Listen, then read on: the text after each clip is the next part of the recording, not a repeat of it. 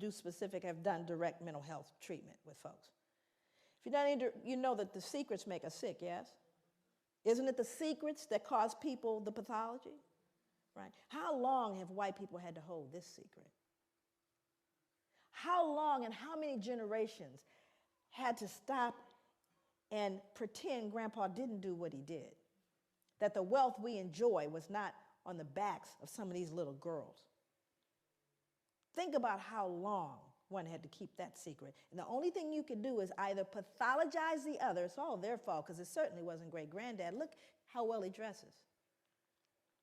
Do you understand what I'm saying? So this, when I say that this pathology goes hand in hand, I kid you not. Then you have science. And whenever we are in a process of trying to legitimize things, it's so amazing. You know, people always say this to me, even black people, when they hear about post-traumatic. Because you know it's not correct unless you can count it and measure it, right? Science is the final. It is the number one. If you can say it's scientific, then you basically trump everything else, right? Science determines reality. So if we can scientifically assert a thing to be true, then in fact it is true, because it's scientifically proven. It's a scientific fact. Matter of fact, that's what people will tell you when you try to say to them, I don't know if I agree with you. You know, it's scientific. It's a scientific fact, what I'm saying here, right? Which somehow makes it what? True. And it's also in a book. Now let's do the math. It's in a book, and it's scientifically proven. Did anybody here realize that recently we lost a planet? Anybody know what planet we lost? How you lose a planet? You know, I became fond of the little picture with we lost a planet. We didn't lose a planet. You know what it means? Science was wrong. Now, have they ever said, you know, we were wrong about that planet thing? No. It's called a paradigm shift. Right. So let's go to science. And I think it's important that we do. So we go to someone named Carl von Linnaeus.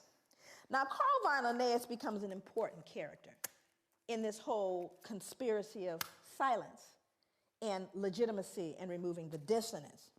Carl von Linnaeus developed a system based on a criterion of skin color and laid the basis for 19th century racial classification. Linnaeus properly began the science of anthropology. So here we have the father of anthropology. Although color classification of races dated back to the ancient Egyptians, anthropologists refer to Linnaeus's Systema Naturae of 1735 as the first modern study of man. While Linnaeus advanced classification with his use of a color criterion, he also fixed on his 4 families of man certain moral and intellectual peculiarities that continued into the 19th century anthropological vocabulary. He described Homo Americanus. Who might that be? That would be Native American. American Indians. Homo Americanus. And what did he say about them? He said they were reddish, choleric, obstinate, contented, and regulated by custom. Homo Europaeus, as white, fickle, sanguine, blue-eyed, gentle, and governed by laws. Homo Asiaticus, that'd be Asians, as sallow, grave, dignified, avaricious, and ruled by opinions. And Homo Afer, as black, phlegmatic, cunning, lazy, lustful, careless, and governed by caprice. These insights into what Linnaeus defined as racial character, personality traits, behavior, intelligence, language, and a host of other related categories were transmitted into subsequent attempts at a science of classification and became more fixed than the races themselves. Not a shred of science here. But it is in a book. And it's touted as science. And what's more important, you know, my students, I teach graduate students in social work. And they'll say, but Dr. Leary, my God, we're looking at 1707 to 1778. We are, right? After all. But do you not hear these same attributions today?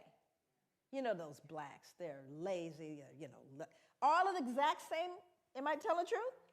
In your newspapers, in your accounts of them, do you not hear these very same things? So does it matter that it started in 1707 and 1778 and has no scientific merit?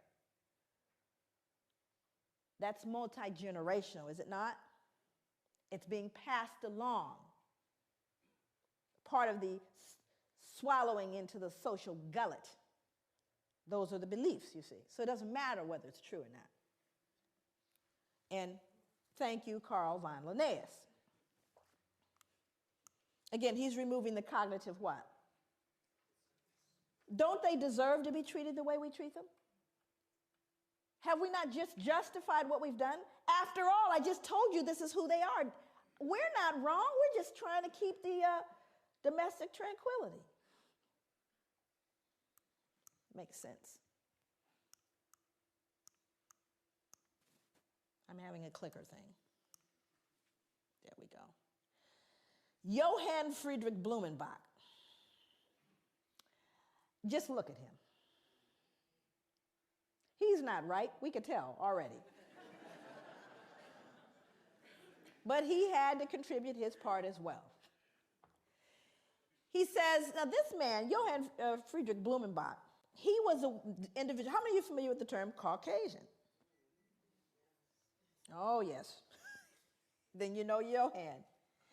He designated 5 races or varieties of man in the second edition of his work on the natural variety of mankind. His division into Caucasian, Mongolian, American, Ethiopian, and Malayan races, with the added Carl von Linnaeus descriptive peculiarities, became the subsequent basis of most 19th century anthropomedical studies.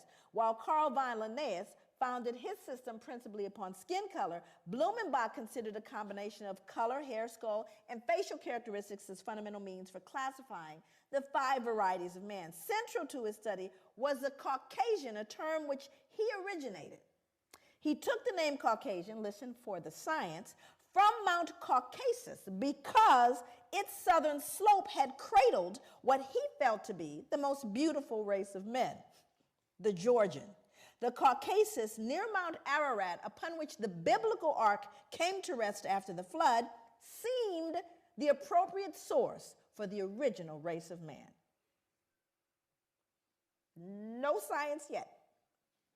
Now I'm going to quote him. These are his words. For in the first place, the stock displays, as we have seen, the most beautiful form of the skull, from which as a mean and primeval type the others diverge by most easy gradations on both sides, the 2 ultimate extremes, that is, on the one side the Mongolian, on the other the Ethiopian. Besides, it is white in color. Anybody here ever met a skull that wasn't?